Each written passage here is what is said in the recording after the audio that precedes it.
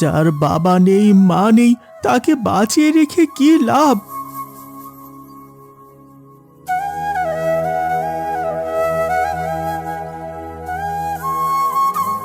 কি হয়েছে তোমার বালক? মন খারাপ করে কেন বসে আছো? আমি তোমাকে সাহায্য করতে চাই। আমার কোনো সমস্যা নেই। আমার সবচেয়ে বড় সমস্যা, আমার গায়ের রং অনেক কালো, আর তাই কেউ আমার সাথে মিশতে চায় না। সবাই বলে আমি সৃষ্টিকর্তার এক অভিশাপ। তোমরা মানুষেরা আরো অনেক বেশি স্বার্থপর।